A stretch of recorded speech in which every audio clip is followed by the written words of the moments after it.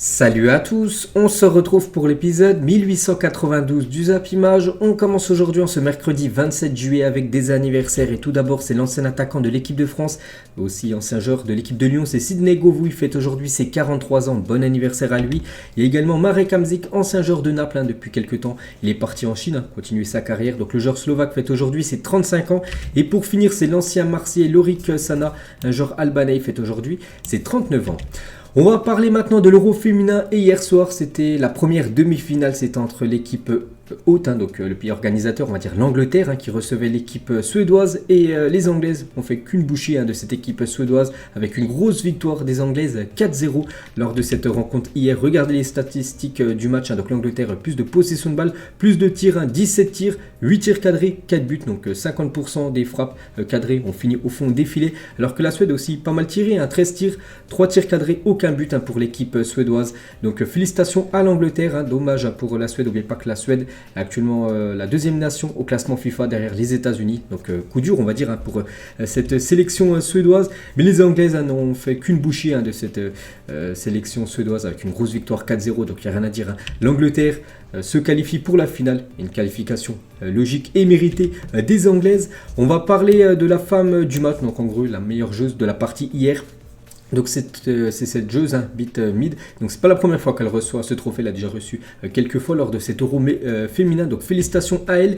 Et actuellement elle est déjà à 6 buts en 6 matchs, donc Mead égale le record du plus grand nombre de buts lors d'un seul Euro féminin, donc si elle marque un but en finale, donc ça sera elle l'unique record on va dire du nombre de buts inscrits bien sûr lors d'un Euro féminin, donc félicitations à elle. Et si on cumule ses buts, donc 6 buts inscrits et les buts inscrits par Russo, donc une autre joueuse anglaise qui a inscrit aussi un but hier lors de cette rencontre, donc elle a inscrit 4, donc les deux joueuses anglaises ont inscrit quand même 10 buts voilà, lors de cet Euro féminin, donc félicitations à elle.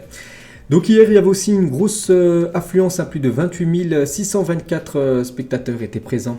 Voilà, dans les tribunes pour cette demi-finale de l'Euro féminin, et c'est tout simplement un record lors d'un match, enfin lors d'une demi-finale d'un Euro féminin qui a autant de monde dans les stades, donc encore enfin à dire un record d'influence battu lors de cet Euro féminin. Et 2021, donc l'année dernière, souvenez-vous, c'était la sélection anglaise, homme, qui atteignait la finale de l'Euro. Bon après, on sait qu'ils avaient perdu contre l'Italie, et cette fois-ci, une année plus tard, on verra si les joueuses vont venger, on va dire, les hommes qui s'étaient fait battre par l'Italie. Donc les Jeux joueront soit contre la France, soit contre l'Allemagne, l'autre demi-finale qui se déroule ce soir. Et on va parler bien sûr de ce France-Allemagne. Donc la une aujourd'hui du journal Équipe, et bien sûr ça revient sur cette rencontre historique de l'équipe de France. Donc leur histoire, donc alors que les matchs France-Allemagne ont souvent été mythiques chez les garçons, le choc de ce soir doit permettre aux Bleus d'écrire leur propre légende en atteignant pour la première fois la finale d'une grande compétition. Jamais l'équipe de France féminine a atteint une finale d'une grande compétition. Ça pourrait être une première un dimanche prochain contre l'Angleterre, bien sûr si les Bleus battent la Mannschaft ce soir. Et Wendy Renard, avant Allemagne-France, pas de complexe à avoir par rapport à cette équipe allemande qui est quand même, on va dire, favorite par rapport à l'équipe de France, parce que l'Allemagne a beaucoup plus d'expérience. Je vais vous montrer après le nombre déjà d'euros remportés par la Mannschaft. Et ce match se déroulera du côté de ce stade, le MK Stadium, où les joueuses de l'équipe de France se sont entraînées hier, un dernier entraînement avant ce Allemagne-France. Donc voilà quelques photos des joueuses de l'équipe de France avant cette rencontre ce soir.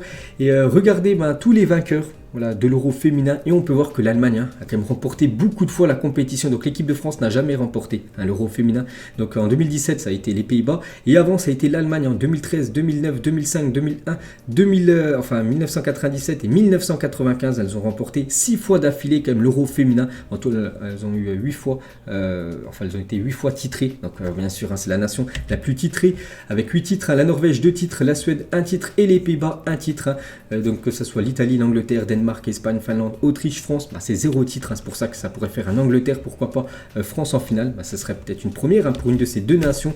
Donc voilà le gros match qu'attend bien sûr les joueuses de l'équipe de France. C'est pour ça que l'Allemagne quand même est favorite pour cette rencontre, parce que l'Allemagne a beaucoup plus d'expérience, déjà 8 titres remportés lors de l'Euro féminin, alors que l'équipe de France n'a jamais joué par exemple une finale de l'Euro. Et toujours avec le foot féminin, on va juste parler d'une nouvelle nation qualifiée pour la Coupe du Monde l'année prochaine, 2023. C'est le Brésil. Le Brésil joue un match hier contre le Paraguay, victoire des Brésiliennes 2-0, et c'est officiel, le Brésil jouera cette Coupe du Monde 2023. On va parler cette fois-ci du foot masculin, on va parler de quelques matchs qui ont lieu là dans la nuit dernière. Et on commence tout d'abord avec un match qui avait lieu à 2h30 du matin. C'était entre l'équipe du FC Barcelone et l'équipe de la Juventus Turin. C'était du côté du continent américain, bien sûr, pour la tournée américaine pour ces deux équipes. Et ça s'est clôturé un match avec 4 buts, 2-2. Voilà, donc un doublé d'Ousmane Dembélé et un doublé de Moskine dans cette rencontre. Les statistiques du match, donc j'ai pas vu le match, et j'ai vu les 2 buts inscrits par exemple de Ousmane Dembélé qui ont été magnifiques. Bref, donc le Barça a quand même dominé cette équipe de la Juventus avec plus de possession de balle, le double de tirs par rapport à la Juve. La Juve c'est 8 tirs alors que le Barça c'est 20 tirs. Le Barça sur ses 20 tirs, il y en a 7 qui ont été cadrés et 2 buts, alors que voilà, l'équipe de la Juventus c'est 2 tirs, 2 buts sur ces 4 tirs cadrés. Donc voilà, Ter Stegen n'a pas fait, on va dire, beaucoup d'arrêts. Donc voilà, 2 partout entre ces deux équipes, un match bien sûr de pré-saison. On peut voir le 11 qui a commencé titulaire côté Juventus, c'est quasiment l'équipe type. Bien sûr, Di Maria a commencé titulaire. Paul Pogba, j'avais dit hier, donc il est forfait. Pogba, il a été forfait hier, il devrait être forfait encore pendant minimum 3 semaines. Il devrait revenir quasiment fin août, début septembre pour jouer avec cette équipe de la Juventus. Donc bon rétablissement bien sûr à Paul Pogba. Et côté FC Barcelone, le 11 qui a commencé titulaire, donc il a fait un petit peu des rotations à Xavi, bien sûr. Donc il y a quelques jours il y avait une grosse équipe contre l'équipe du Real, donc là il a fait un peu tourner ce 11. Par exemple on peut voir que je sais pas, Sergi Roberto a commencé en tant que défenseur droit, Nico Gonzalez a commencé en tant que milieu de terrain, Aubameyang a commencé en tant qu'ailier gauche alors qu'il est plus dans l'axe, mais il y a Lewandowski qui a commencé titulaire dans l'axe, ou je sais pas, Eric Garcia a commencé dans la défense centrale. Et on revient sur Ousmane Dembélé, donc il a bien commencé, Dembélé à la place de Rafinha sur ce poste de ailier droit. Et Dembélé, buteur, même double buteur, il a marqué quasiment les deux mêmes buts, où bien sûr il a dribblé quelques joueurs de la Juventus à chaque fois avant de tromper le gardien de la Juventus. Donc très très gros match de Ousmane Dembélé. N'oubliez pas qu'il a prolongé de 2 saisons de plus du côté de Barcelone. Il a fait cette célébration. Pourquoi cette célébration? Tout simplement pour suivre le mouvement de Stephen Curry, donc un immense basketteur, pour ceux bien sûr qui suivent un peu le basket, vous savez qui c'est. Donc voilà pourquoi en gros c'était ça la célébration de Ousmane Dembélé lors de ce match contre la Juventus Turin. Et sa déclaration à la fin de ce match: les 2 buts me donnent beaucoup de confiance, je suis très content, je vais tout donner pour ce club. Donc voilà ce qu'a dit Ousmane Dembélé après bien sûr sa masterclass, parce qu'il a inscrit 2 magnifiques buts cette nuit. Et toujours sur Dembélé, donc Xavi l'entraîneur sur Dembélé, donc il a dit aujourd'hui il a montré de quoi il était capable, il est spécial, il n'y en a pas beaucoup comme lui, il doit faire des différences, il doit être plus constant bien sûr, mais bien sûr il est très satisfait de la prestation de Dembélé avec 2 buts inscrits. Toujours avec Xavi, après bien sûr la rencontre contre la Juventus cette nuit. Donc sur Pjanic, il a dit j'ai beaucoup aimé, il a été très bien trouvé, il a très bien trouvé les intérieurs, il a une vision unique, c'est un grand joueur, on verra d'ici jusqu'à la fin du marché si bien sûr le Barça va le conserver ou non, parce qu'il a joué hier. Pjanic, on en reparlera tout à l'heure. Toujours avec Xavi, il a dit la chaleur et la pelouse ont compliqué les conditions du match, cela nous a fait mal, mais je suis quand même satisfait de la performance de ces joueurs. Il faisait plus de 39 degrés hier du côté de Dallas pour ce match entre le Barça et l'équipe de la Juventus Turin. Il a également dit nous devons rechercher davantage Lewandowski, quand il nous presse haut nous devons le trouver plus pour qu'il garde et pour jouer dans le sens du jeu et s'installer dans la moitié du terrain de l'adversaire, ce qui est notre objectif. Toujours avec Xavi, on parle toujours de chercher l'homme libre et les espaces, on a vu des choses très excitantes. L'important c'est que les nouveaux joueurs s'adaptent à ces choses et je n'en doute pas car ils viennent de grands clubs et ont été coachés par de grands entraîneurs. Donc ils pensent bien sûr à Christensen, Kessié, même Lewandowski bien sûr. Donc toujours avec Xavi, la deuxième mi-temps a été très bonne, les jeunes poussent fort, il y a une concurrence interne, je vois des choses très intéressantes bien sûr lors de cette rencontre cette nuit. Et il a également dit nous devons être émotionnellement lucides, on est sur la bonne voie oui, mais d'ici à penser à l'euphorie ou qu'on peut gagner des choses faciles, loin de là, nous devons être humbles bien sûr, ne prendre aucun match à la légère bien sûr, essayer de donner le maximum à chaque match et bien sûr essayer de remporter le plus de titres pour le Barça la saison prochaine. Et pour finir avec Xavi, toujours lors de cette conférence de presse après la rencontre contre le Barça, contre l'équipe de la Juventus, je rêve que le Barça remporte des titres, pas seulement moi, avec la carrière que j'ai eue, mon ego est satisfait pour 3 vies, je suis ici pour assumer les responsabilités, je ne veux pas faire mieux que Guardiola ou Cruyff, je suis leur élève, pas leur ennemi. Donc voilà quelques déclarations de Xavi bien sûr. À la fin de cette rencontre, on va parler de Robert Lewandowski. Donc déjà Lewandowski, les gars, on sait qu'il a été présenté à Miami. il y a quelques jours, mais il n'a toujours pas été présenté au Camp Nou et on connaît la date et c'est officiel. Il sera présenté à la presse le 5 août prochain au Camp Nou. Donc je pense qu'il y aura des supporters du Barça qui seront présents du côté du Camp Nou pour la présentation de Robert Lewandowski. Et Lewandowski l'a dit, le Barça candidate pour remporter la Ligue des Champions. Bien sûr, à Barcelone, il faut toujours penser à gagner la Champions League avec l'équipe que nous avons. Nous sommes prêts à nous battre pour tous les titres et cette saison sera meilleure que la précédente. Bon, voilà, la saison dernière a été catastrophique avec aucun titre. Bon, il y a juste eu, on va dire en satisfaction, cette deuxième place, voilà, alors que le Barça était très loin au classement, ils avaient commencé 13e avant que Xavi arrive au club, ils ont terminé 2e, c'est juste le seul point positif on va dire, sinon voilà, c'était une désillusion que ce soit en Ligue des Champions, en Europa League, qui n'ont même pas gagné cette compétition, donc voilà, c'est une saison oubliée, et bien sûr cette saison sera bien meilleure, on le pense tous, du côté de Barcelone.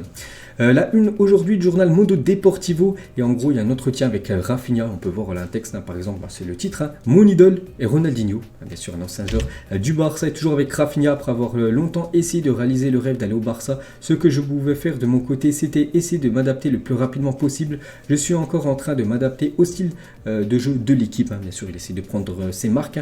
Toujours avec Rafinha, je suis un attaquant et j'aime vraiment participer au but, les marquer, donner des passes décisives, j'aime être présent sur le jeu. Il a également dit, la meilleure façon de commencer au Barça est de marquer dans un classico, et comme c'est encore mieux avec un magnifique enroulé en pleine lucarne. Thibaut Courtois n'a rien pu faire. Il parle par exemple de Xavi.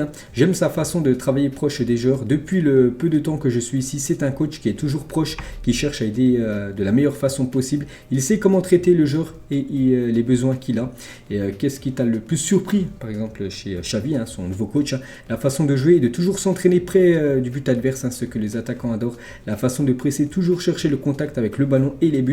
J'aime beaucoup ce style, ça m'aide beaucoup. Donc voilà quelques déclarations bien sûr de Rafinha. Il dit aussi qu'il est très très proche d'Ansu et de Araujo car ils parlent tous portugais, et Ronald aussi car il est sud-américain. Il y a plus de proximité, petit à petit je m'entends avec tout le monde m'a très bien accueilli et j'en suis très reconnaissant. Donc voilà en gros quelques déclarations de Rafinha qu'on peut lire aujourd'hui dans le journal Mundo Deportivo. Il y a un autre journal en Espagne, donc c'est Sport, et eux ça parle de Jules Koundé. On sait que Koundé est très très proche du côté du Barça et ça se confirme, pour eux, voilà, Koundé devrait signer 5 ans, parce que Koundé 2027 c'est le contrat en gros qu'il attend du côté de la Catalogne d'après Gérard Romero. Donc le Barça va officialiser l'arrivée de Jules Koundé aujourd'hui les gars, ce mercredi, donc voilà, ça peut revenir à tout moment, donc à voir si ça sera officiel ou non. Et toujours avec Jules Koundé, donc Chelsea les gars, qui avait quasiment un accord avec Jules Koundé, du coup, c'est le Barça qui est passé devant Chelsea, et Chelsea fera une énorme offre pour signer Ansu Fati et Araujo afin de se venger du Barça pour le deal Koundé. Ça tombe à l'échec, on va dire, pour l'équipe de Chelsea. Donc Chelsea en gros aimerait se venger et faire une énorme offre pour Ansu Fati et Araujo pour les recruter du côté de l'Angleterre, mais pas sûr que les deux joueurs, bien sûr, veuillent quitter le FC Barcelone. Et Ansu Fati, il a dit, les renforts vont nous apporter beaucoup, ce sont tous de grands joueurs, et si j'aimerais un retour de Messi, bien sûr, il pourrait donc avoir les adieux qu'il mérite par la porte d'entrée, comme le numéro 1 de l'histoire devrait le faire. Voilà, parce qu'on avait parlé que Xavi, l'entraîneur du Barça, aimerait le retour de Léo Messi l'année prochaine en 2023 à la fin de son contrat du côté du PSG. Et Pjanic, que j'ai dit, il a joué quelques minutes et vraiment il fait une pré-saison, une très bonne saison, pré-saison satisfaisante du côté du Barça. Et Pjanic n'est pas encore sur la liste des ventes et attend la décision de Xavi. Si Frenkie de Jong part, il peut rester du côté du Barça. Pourtant, il a été prêté souvent les saisons dernières et peut-être Xavi pourrait le conserver la saison prochaine. Et concernant Frenkie de Jong, ne serait pas particulièrement proche de Erik ten Hag, le coach de Manchester, ce qui pourrait expliquer son blocage pour signer à Manchester United. Donc actuellement c'est toujours pas le futur du milieu néerlandais. Et concernant Pablo Torre, donc Xavi a confirmé que Pablo Torre sera dans la dynamique de l'équipe A, mais il aidera aussi le Barça Athletic. Voilà ce joueur qui a été recruté il y a quelques semaines, donc il devrait aider l'équipe B de temps en temps et jouer aussi avec l'équipe première au cours de la saison future. Et Inago Martinez est une option au Barça pour la prochaine saison, donc 2023-2024. On parle plus du mercato l'année prochaine en remplacement de Piqué en cas de départ du défenseur espagnol. Et toujours avec le Barça, donc le FC Barcelone a annoncé le décès de son plus vieux socio, donc en gros la personne qui était le plus longtemps abonnée au club, hein. Donc à l'âge de 101 ans, donc il était membre du club depuis 90 ans, reposant en paix. On peut voir là ce communiqué hein, de la part du FC Barcelone par rapport à cette personne hein, qui est décédée il y a quelques jours. C'était un grand fan, hein, bien sûr un socio de l'équipe Blaugrana, donc grosse pensée à lui. On va parler d'un autre match qui a eu lieu dans la nuit dernière, hein. Donc c'était à 4h30 du matin, donc là peut-être il y en a qui ont regardé ce match, hein. Donc c'était entre le Real Madrid et l'équipe de Club América, donc une équipe mexicaine, donc le même résultat que Barça-Juve, hein, de partout. Donc buteur côté Real Madrid, Benzema et Eden Hazard, buteur, donc Hazard buteur sur penalty. Donc les statistiques du match, donc là également, j'ai pas vu le match, j'ai vu les deux buts, but sur penalty, le beau but hein, de Karim Benzema. Donc on peut voir que le Real a plus de tirs au but, hein, plus de tirs cadrés, mais bon, voilà, le club américain, les gars, sur ces 4 tirs cadrés, ben, ils ont inscrit quand même 2 buts. Et Karim Benzema, j'avais dit hier hein, que c'était pas sûr qu'il soit dans le groupe, hein, pas sûr qu'il puisse jouer hein, ce match contre le club américain. Il était bien présent, voilà, malgré un mauvais coup à l'entraînement. Benzema est bien présent dans le groupe pour affronter le club américain cette nuit. Puis il a même commencé titulaire parce que regardez la compo, il a commencé titulaire hein, ce match cette nuit. Donc Benzema en numéro 9 malgré le coup qu'il a reçu hein, par Vinicius Tobias il y a quelques jours à l'entraînement. Donc Asensio côté droit, Vini Junior hein, côté gauche. Sinon c'est quasiment la grosse équipe. Hein, Kroos, Modric, Casemiro, Mendy, Rudiger, Nacho, Vasquez et Luna qui a remplacé Thibaut Courtois. Donc voilà quelques photos hein, de cette rencontre hein, qui s'est déroulée cette nuit. Je ne sais plus exactement où se déroulait ce match, dans quelle ville aux États-Unis. Bref. Et on peut voir la une du journal Marca, enfin une hein, parce qu'il y en a une autre en parlant de Cristiano Ronaldo qu'on parlera tout à l'heure, mais la une du journal Marca là que j'ai pu voir il y a quelques minutes. Donc avec Benzema c'est autre chose hein. Parce que le dernier match hein, contre le FC Barcelone, ça a été très moyen, on va dire, hein, le secteur offensif. Puis là, avec le retour de Benzema, bah voilà, Benzema titulaire et Benzema déjà buteur hein, lors de cette nouvelle saison, on va dire, hein, du côté du Real Madrid. Et le premier but hein, de cette nouvelle saison a été inscrit par Karim Benzema. Hein, bien sûr, c'est encore peut-être un signe, hein, vu la saison qu'il a fait, la saison dernière a été énorme. Bah, peut-être qu'il pourrait repartir sur les mêmes bases hein, qu'Ab9. Donc là, bah, c'est le but inscrit par Karim Benzema, un enroulé en plus, très loin en dehors de la surface de réparation. Le gardien de club américain n'a rien pu faire. Quelques photos hein, de Karim Benzema avec le nouveau maillot hein, du Real Madrid où on peut voir que le flocage des noms de joueurs n'a pas encore été fait. Donc voilà quelques photos en mode capitaine à Karim Benzema dès son retour. Hein, il prend déjà le brassard. On peut voir aussi le but de Eden Hazard, peut-être le premier d'une longue liste hein, voilà, cette saison, parce qu'on attend un grand Eden Hazard. Hein. Il a dit que vraiment cette saison, ça va être la grande saison de sa part. Donc à voir maintenant. Hein. Toni Kroos ou même Luka Modric hein, lors de cette rencontre, ou même Fede Valverde qui a pris le brassard en fin de match, bien sûr, hein, vu que Benzema est sorti à la mi-temps, ou même Mister Ancelotti, le coach de cette équipe. Et on va parler de Rudiger et ne souhaitant pas briser la charnière Alaba Militao. Carlo Ancelotti souhaiterait faire jouer Antonio Rudiger en tant que latéral gauche la saison prochaine. L'Allemand sera en concurrence avec Ferland Mendy parce que Ancelotti sait que voilà, Militao Alaba ça a très bien fonctionné l'année dernière, enfin la saison dernière, avec quand même une victoire en Ligue des Champions, victoire de Liga, victoire Super Coupe d'Espagne. Il ne veut pas chambouler tout ça.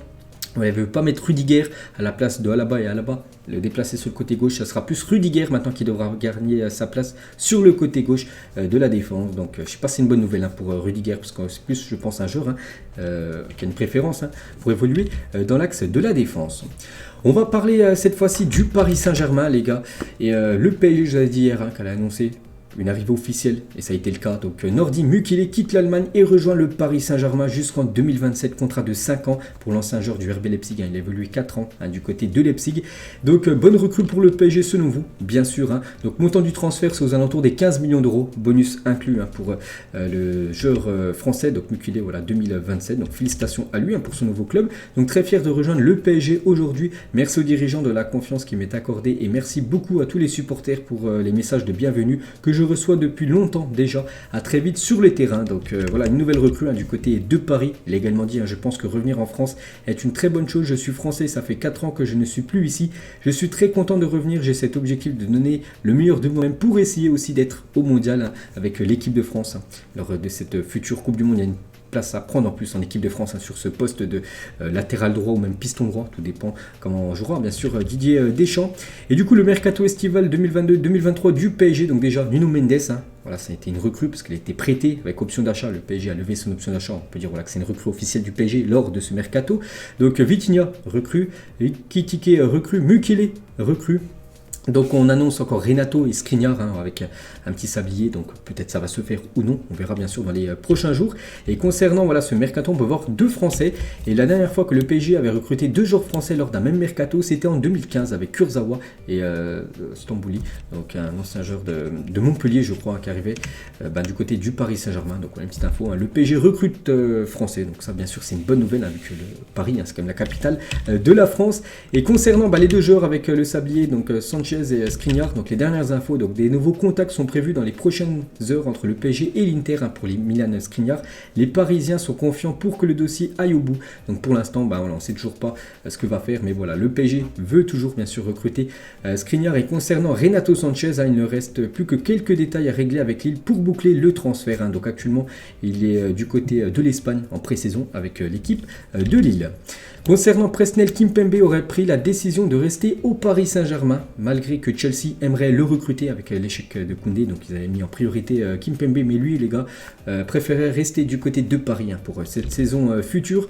Concernant Arnaud Kalimundo, donc le Stade Rennais est intéressé par le profil d'Arnaud Kalimundo, attaquant du PSG. Leeds qui a déjà une offre et Nice veille également donc sur le Twitter Football Log. Donc en gros, quel serait le meilleur club pour Kalimundo pour la suite de sa carrière? Donc le PSG, soit resté du côté de Paris, Rennes qui est intéressé, Nice ou Leeds. On peut voir que plus de 6000 votants et la plupart ont mis Rennes. Voilà, ce serait une très belle opportunité pour Kalimundo pour poursuivre on va dire son apprentissage. Donc moi j'ai mis le PSG, bien sûr je pense qu'en super sub il peut faire le taf, le jeune attaquant. Concernant Thilo Kehrer, donc le PSG a proposé Thilo Kehrer à Chelsea, donc Chelsea voulait Kimpembe, le PSG propose plutôt l'allemand, voilà on va dire aux Blues, donc les Blues ont rejeté la proposition, voilà Chelsea ne veut pas de Thilo Kehrer. Et concernant Mauro Icardi, donc le Borussia Dortmund n'est pas intéressé par Mauro Icardi contrairement aux rumeurs venant d'Allemagne parce que Dortmund cherche un nouveau numéro 9 pour pallier le départ, enfin pas le départ mais l'absence on va dire de Sébastien Haller qui est en guérison actuellement. Donc vous avez pensé à quelques attaquants comme Cordoba, Dzeko, Cavani, Piatek, Milik et Icardi, mais on peut voir voilà, qu'en gros Dortmund n'est pas intéressé par l'attaquant parisien. Donc dommage pour le PSG parce que le PSG cherche à se débarrasser on va dire de Mauro Icardi. Et concernant Leandro Paredes, donc ça se confirme et ça pourrait même s'accélérer avec la blessure de Paul Pogba. Donc Paul Pogba blessé, les Bianconeri s'activent pour lui trouver un remplaçant et c'est bien évidemment la piste Paredes qui refait surface. Donc le média argentin Taig Sport informe d'un retour de flamme imminent de la vie d'Amin dans le dossier. Donc voilà une petite info concernant Paredes. Et on va parler de Neymar, donc pas une info transfert, juste que Neymar a répondu à un article qui l'accuse d'avoir simulé le penalty face à Osaka, ce match de pré-saison au Japon, là il y a quelques jours. Il a dit je ne peux pas contredire un article qui dit des bêtises sans qu'on me dise que je n'accepte plus la critique. Et mon ami, on me critique depuis l'âge de 13 ans. Donc voilà en gros la réponse de Neymar. En gros il a l'habitude de se faire critiquer, mais sûr maintenant ça ne le fait plus rien. Et souvenez-vous, il répond aussi à Thomas Meunier, j'ai dit je crois que c'était hier, que Thomas Meunier sur Neymar à Paris, il a perdu de sa magie de mon point de vue. Et la réaction de Neymar sur Instagram, trop bavard ce garçon. Donc voilà, petite info concernant Neymar qui a répondu à son ancien collègue Thomas Meunier. Et le PSG, vous savez, le Paris Saint-Germain joue dimanche, son premier match officiel, ce sera dimanche à 20h, exactement heure française, contre le FC Nantes, le trophée des champions. Et voici le ballon pour le trophée des champions entre le PSG et Nantes. Ce sera un ballon Keepstar. Donc une petite info concernant cette rencontre là dans quelques jours. Et un joueur qui aurait pu signer du côté de Paris, du coup il n'a pas signé du côté du PSG et c'est officiel, j'avais parlé hier que ça allait se faire. Et donc du coup Gianluca Scamacca signe à West Ham, lui qui était pressenti pour rejoindre l'équipe de Paris. Donc officiel, montant du transfert 36 millions plus 6 millions de bonus et 10% à la revente. Donc il portera le numéro 7 du côté de la Première Ligue. Bonne chance à l'attaquant italien. On va parler cette fois-ci de Cristiano Ronaldo. Il fait les unes aujourd'hui des journaux madrilènes. Donc la une du journal Marca, Cristiano, le feuilleton de l'été. Et la une du journal AS en ce mercredi 27 juillet. Donc Cristiano force la machine. Et Ronaldo qui ne s'entraînait plus avec l'équipe de Manchester depuis quasiment 2-3 semaines, depuis la reprise de l'entraînement du côté des Red Devils. Hier il était bien à Manchester. Il a fait son retour à Ronaldo. Donc Ronaldo est de retour à Manchester. On peut voir qu'il était accompagné, je crois que c'est son frère derrière, et son agent, Jorge Mendes, juste à côté de lui. Donc quand il revient à l'entraînement avec son agent, c'est pour parler avenir. Sinon, bien sûr, il serait venu tout seul, s'entraîner directement avec Manchester, enfin avec l'effectif des Red Devils. On peut voir aussi une voiture qui suit, juste cette voiture blanche, on peut voir une personne, c'est le garde du corps de Cristiano Ronaldo qui le suit un peu partout, voilà, petite info de plus sur CR7. Bref, donc Ronaldo va rencontrer Erik ten Hag pour discuter de son avenir. Donc Manchester insiste sur le fait qu'il n'est pas à vendre, voilà, que Manchester aimerait qu'il soit conservé pour la saison future, mais CR7 veut partir et Jorge Mendes pousse pour son départ, c'est pour ça que c'est Fabrizio Romano qui donne cette info, donc voilà, il est très bien renseigné, c'est pour ça que Ronaldo, on peut voir voilà, sur cette image qu'il a accompagné de Jorge Mendes, voilà, parce que Ronaldo veut que son agent, Jorge Mendes, lui cherche en gros une porte de sortie. Et on parlait de l'Atlético Madrid et le président de l'Atlético a réagi par rapport à la piste Cristiano Ronaldo. Donc c'est Enrique Cerezo, donc le président d'Atlético. Donc CR7 à l'Atlético, je ne sais pas qui a inventé cette histoire, mais il est pratiquement impossible qu'il vienne. Donc en gros, c'est quasiment maintenant barré, on va dire, la piste Atlético. Bon, après, il peut dire ça, et bien sûr, il peut jouer du bluff, le président de l'Atlético. Donc après, il dit que c'est pratiquement impossible. On sait que dans le foot, il n'y a quasiment rien qui est impossible. Bien sûr, ça peut se faire, mais bon, voilà, d'après le président de l'Atlético, sera compliqué. Le retour, on va dire, de CR7 du côté de Madrid. Côté Chelsea, donc Thomas Tuchel cherche toujours un attaquant, mais ne veut pas de Cristiano Ronaldo. Donc voilà, Chelsea, les gars, ne veut pas CR7. Après le départ de Lukaku, il cherche toujours un numéro 9, mais ça ne sera pas CR7. Et côté Bayern Munich, donc Oliver Kahn, il a dit: nous avons discuté de Cristiano en interne, je le considère comme l'un des plus grands de tous les temps, mais nous sommes arrivés à la conclusion que CR7 ne rentrerait pas dans notre philosophie, dans la situation actuelle. Donc en gros, si le Bayern, en gros c'est un refus pour le dossier Ronaldo. C'est pour ça qu'actuellement on ne sait toujours pas ce que va faire Ronaldo. J'ai l'impression peut-être qu'il va rester du côté de Manchester, peut-être à contre-cœur, il va jouer l'Europa League, parce que pour l'instant, que ça soit le Bayern, que ça soit Chelsea ou même que ça soit l'Atlético, d'après le président, c'est que des refus concernant le dossier CR7. Et Bein Sport, les gars, ils ont fait un petit CV. Cristiano semble avoir du mal à trouver un nouveau club pour l'aider. On lui refait son CV. Donc on peut voir là par exemple partout où il a joué, le nombre de buts qu'il a inscrit dans sa carrière. Donc bien sûr c'est un immense on va dire CV, mais voilà, il galère à trouver un club actuellement. Cristiano Ronaldo, ça sera toujours le gros feuilleton jusqu'à cette fin de mercato prévue le 31 août prochain. Et Ronaldo sur Instagram, la dernière publication qu'il a mis, la génétique, charge le pistolet, le style de vie, appuie sur la gâchette. Donc voilà la dernière photo, je sais pas si ça veut dire quelque chose par rapport à son avenir, le texte qu'il a mis. Et toujours avec Ronaldo, on peut voir quand même qu'actuellement c'est lui le joueur le plus cher de l'histoire, après plus de 30 ans, en termes de transfert, un top 10 des transferts les plus chers de tous les temps. Pour les joueurs de plus de 30 ans, c'est Ronaldo qui avait été transféré du Real à la Juventus pour plus de 126 millions de dollars, ça faisait quasiment plus de 110 millions d'euros bien sûr, c'était en 2018. On va parler d'un jeune joueur qui a été transféré, c'est un jeune français, c'est Mathys Tel, signe au Bayern Munich, qui quitte l'équipe de Rennes à seulement 17 ans et rejoint le grand club allemand. Donc montant du transfert, 20 millions d'euros plus 8,5 millions de bonus, quasiment 30 millions d'euros que récupère l'équipe de Rennes. Donc immense jackpot, mais bien sûr ils perdent un futur crack, bien sûr, un joueur qui aura pu performer pendant de nombreuses années du côté du Stade Rennais. Donc il portera le numéro 39 du côté du Bayern Munich, tel en espérant qu'il puisse jouer, parce qu'il est très très jeune. Et on sait qu'il y a une énorme concurrence, surtout en attaque, c'est un attaquant. Donc on sait tous les attaquants qu'il y a du côté du Bayern. Donc bonne chance à lui du côté de l'Allemagne. Et Kamavinga vendu pour 31 millions d'euros l'an passé, et Mathys Tel vendu pour 28,5 millions d'euros. Sacré centre de formation de Rennes. C'est vrai qu'ils ont vendu un énorme joueur la saison dernière au Real, cette fois-ci au Bayern. Et c'est que cette équipe de Rennes à niveau mercato et niveau surtout centre de formation, mais ils sortent comme de sacrées pépites. Dembélé en 2016, il a été vendu 35 millions d'euros à l'équipe de Dortmund. Diakabi 10 millions, Joris Niano 13 millions, Kamavinga 31, puis là tel 28,5 millions d'euros, donc des gros bénéfices. Ils arrivent à faire beaucoup d'argent avec leur centre de formation, l'un des meilleurs en France. On va parler de Luis Suarez.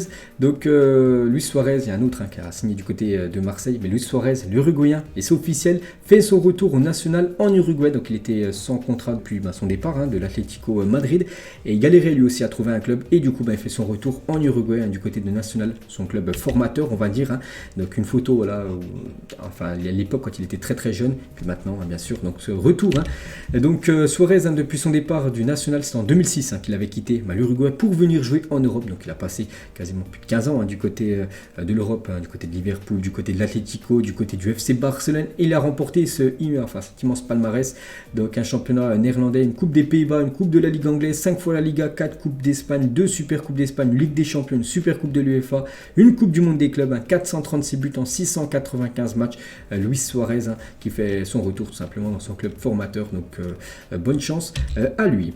On va parler d'un autre briscard, on va dire, donc un autre ancien. Donc c'est Diego Costa, lui aussi pourrait faire son retour, mais en Liga. Donc il serait en négociation avancée avec le Rayo Vallecano pour la saison prochaine. Donc voilà une petite info concernant l'ancien joueur de l'Atlético Madrid. On va parler de Paulo Dybala du côté de Rome. On sait que c'est officiel et hier il a été présenté. Bon, supporter de l'AS Roma, il y avait beaucoup de monde, ambiance exceptionnelle pour la présentation de Dybala à Rome. Donc quelques photos de Dybala seul devant la foule. Voilà, tous les supporters de l'AS Roma, bien sûr, qui sont venus nombreux pour voir Dybala en tant que joueur de l'AS Roma. Regardez cette immense foule. Donc l'AS Roma présente actuellement, puis il y avait beaucoup de monde bien sûr pour voir la Joya. Et Dybala, il a dit en mars, on a reçu le signal que je ne faisais pas partie du projet du côté de la Juventus. Ce n'était pas un problème économique. Le club a pris une autre décision avec le Mister, donc Allegri, bien sûr le coach. Je leur ai dit que ce n'était pas un problème également pour moi, bien sûr, que ça ne le dérangeait pas en gros de quitter cette équipe de la Juventus Turin.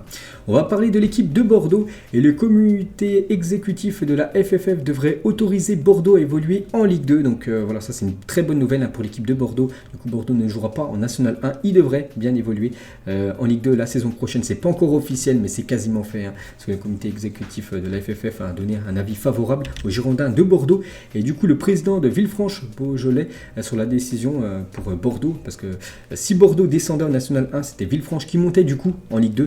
Et il a dit, c'est la décision qu'on attendait. On voyait bien la pression qui avait été mise sur le CNOSF. On a la preuve que la pression, ça peut marcher. Ils ont suivi Bordeaux, bien sûr, lui, très déçu, vu que bien sûr son équipe du coup restera en National 1.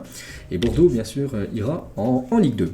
On va parler d'une autre équipe qui va évoluer en Ligue 2. C'est l'équipe du Paris FC. Les nouveaux maillots du Paris FC ont été dévoilés. Donc le maillot domicile et le maillot extérieur de cette équipe du Paris FC qui aura encore pour objectif de monter en Ligue 1 la saison prochaine.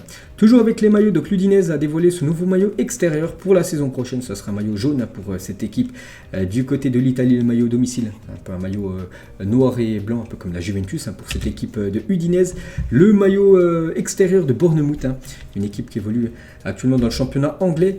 Et aussi le futur maillot de l'équipe de France extérieur, je l'ai montré il y a quelques jours et ça se confirme, il devrait ressembler à ça, ce maillot des Bleus pour la Coupe du Monde, le maillot extérieur avec toujours un Nike, avec bien sûr un maillot blanc et on peut voir quelques monuments en gros de la France sur ce magnifique maillot de l'équipe de France.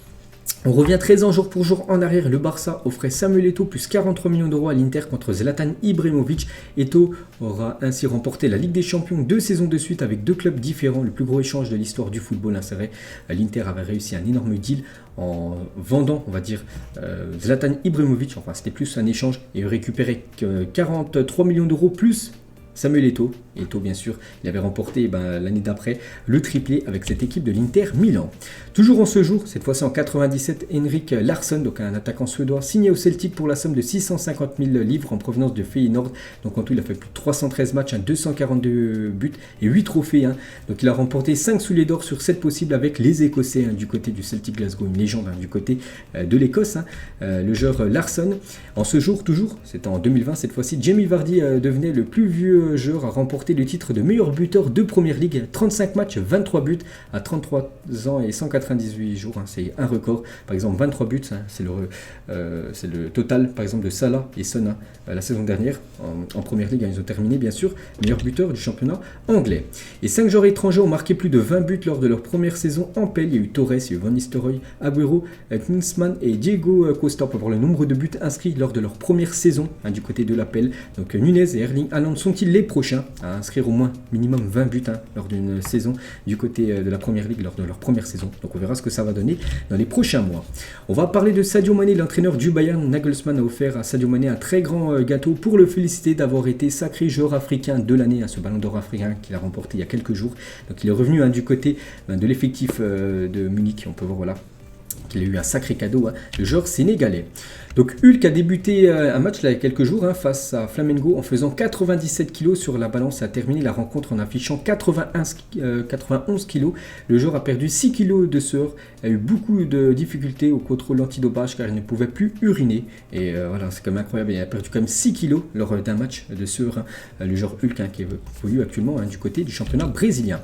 Et toujours avec le truc dopage on va dire, donc José Luis Palomino a été testé positif à un contrôle antidopage surprise à un stéroïdes anabolisants. Donc il est suspendu à titre conservatoire par le tribunal national antidopage. Je me souviens de ce joueur parce que ce matin les gars j'ai sorti une vidéo sur ma chaîne BizBiz Mercato. J'avais dit en gros que ce joueur Palomino était ciblé par l'équipe de Rennes. On peut voir actuellement qu'il est suspendu, il ne peut plus jouer au foot parce qu'il a été contrôlé positif, un contrôle antidopage. En Inde, une erreur de prix sur l'Epic Game Store a permis à certaines personnes de payer la version Ultimate de FIFA 23 pour seulement 6 centimes. Ça a été bien sûr corrigé quelques minutes après, mais voilà, il y a quelques personnes qui ont réussi bien sûr à s'offrir le prochain FIFA, normalement qui coûte à plus de 100 € à seulement 6 centimes. Donc il y a énormément de jackpot, on va dire, pour toutes ces personnes. On va parler du championnat de Ligue 2, car la Ligue 2 ça reprend là dans quelques jours, un samedi. La première affiche, les gars, c'est une belle affiche, ce sera entre Dijon et Saint-Etienne.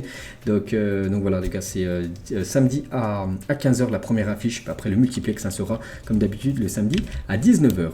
On va parler de la ministre des Sports envisagée aujourd'hui sur France Info d'interdire la programmation d'événements sportifs dès cet hiver pendant la nuit afin de réaliser des économies d'énergie. Donc en gros, voilà, cette ministre des Sports aimerait que les matchs ne se déroulent plus l'hiver, mais la nuit surtout, peut-être voilà, que les matchs se jouent à 15h comme ça éviterait d'allumer, on va dire, les lampes autour des stades bien sûr.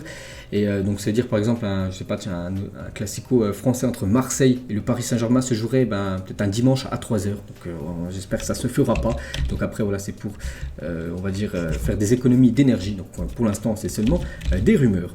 On va parler de Hope Solo, donc une ancienne gardienne des États-Unis a été condamnée à 2 ans de prison avec sursis pour conduite en état d'ivresse. Elle avait été retrouvée évanouie au volant de sa voiture moteur en marche alors que ses jumeaux de 2 ans se trouvaient sur la banquette arrière. Enfin, une petite info concernant l'ancienne gardienne des États-Unis. On va parler de Mourinho en 2003 qui avait été vraiment surpris par l'ambiance du côté du Vélodrome.